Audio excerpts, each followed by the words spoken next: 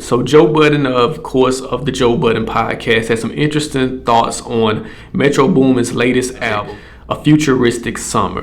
Trap music history expert A.R. Shaw. A.R. Shaw. A.R. Shaw. A.R. Shaw. A.R. Shaw. A.R. Shaw, author of Trap History, Atlantic Culture, and the Global Impact of Trap Music. Welcome back to the channel. This is A.R. Shaw, A.R. Shaw TV. I am the author of the book Trap History, Atlanta Culture, and the Global Impact of Trap Music.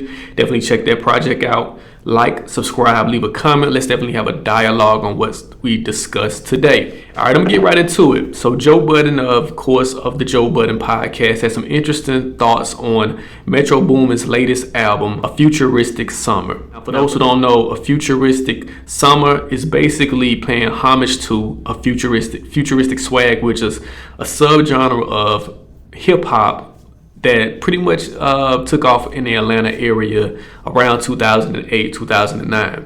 I'm gonna go into like the history of futuristic swag and talk about, basically why there's like almost this, almost like a taste. People have different taste on what they think about this project.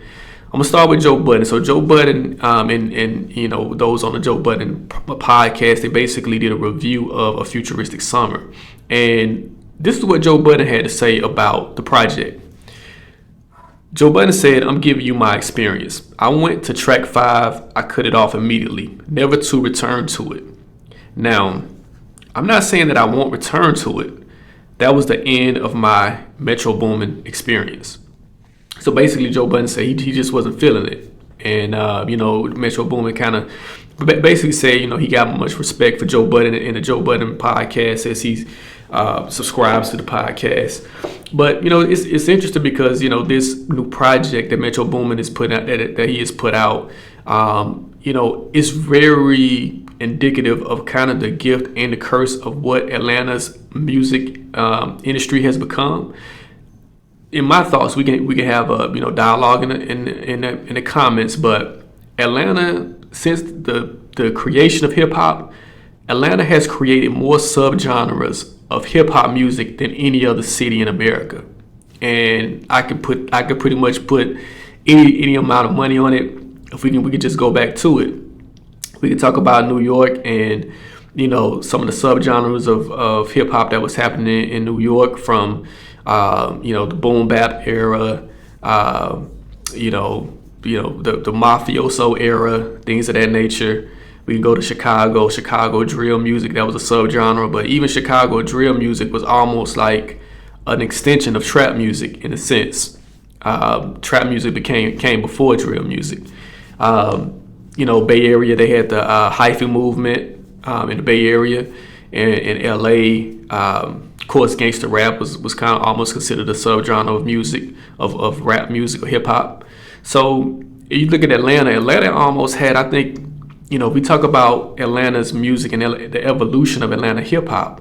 You had the bass music era, you had the Dungeon Family era, you had the crunk music era, you had the snap music era, the trap music era, futuristic swag.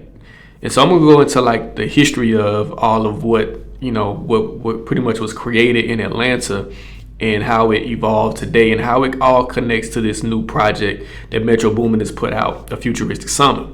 Now, if you check out my book of Trap History, I pretty much detail all of this of pretty much how Atlanta's rap scene unfold. Of course, in the 1980s, the bass music era kicked off everything with Kilo Ali, MC Shadi, DJ Toom was a major producer during that time. Raheem the Dream was a major artist. That was like the 80s, and of course, bass music was pretty much a connection to Miami's bass music scene as well. That bass music pretty much jumped off that Magic City Blue Flame era when strip club culture pretty much took off in the Atlanta area during that time. You fast forward the Dungeon Family era, Outkast, Goody Mob in the mid 90s. Fast forward crunk music with Lil Jon, and then you fast forward snap music with D4L, Fabo, and then you had the trap music era with T.I., Gucci Mane, and Jeezy. And like I say in my book, there's two different eras of trap music. That first trap music era with Tip, Gucci, and Jeezy, and then that second era of trap music with Migos, Young Thug, Future, 21 Savage, Lil Baby, Gunna, put Gunna in there. That's that second era of trap music. Now, in between that, sandwich in between that was Futuristic Swag, which was a fun time. It was about partying. It was about, you know, just having fun. You know, rich kids, J Money, Young LA. They were all making songs that was like, you know, just about partying and having fun.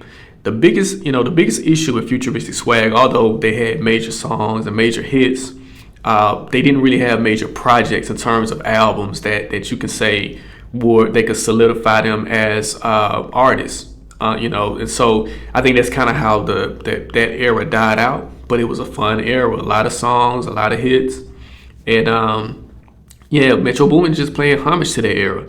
And I don't think, you know, a lot of people understood that if you didn't really grow up in, you know, wasn't in high school or college around 2008 or 2009.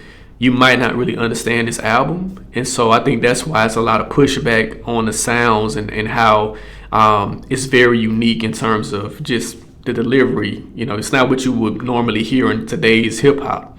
But yeah, it's interesting to see how, you know, Atlanta's rap scene has evolved, and pretty much how, you know, you can, you know, the subgenres that the city has created and that it continues to create, and that, you know, there's a lot of backlash in terms of what this album represents for Atlanta and just like hip hop period. I don't know what's gonna happen. I think this is a good thing that Metro Boomin is doing, paying homage. Even though Metro Boomin isn't even from Atlanta, Metro Boomin is from St. Louis, but he came to Atlanta at a young age, and you know, he was shaped by the Atlanta culture early on in his development. He went to Morehouse and then pretty much became, Atlanta adopted him, and so became one of the biggest producers from the Atlanta area. But it's just going to be interesting to see what happens with this whole thing, this Futuristic Summa, Futuristic Swag, paying homage to a time in Atlanta where, you know, it was just fun. It was just like a real fun time, and I think Joe Budden should really go back and take a listen to it and really understand what it really represents, not just for hip hop, but what it represents for Atlanta. And so we're going to see how this thing plays out.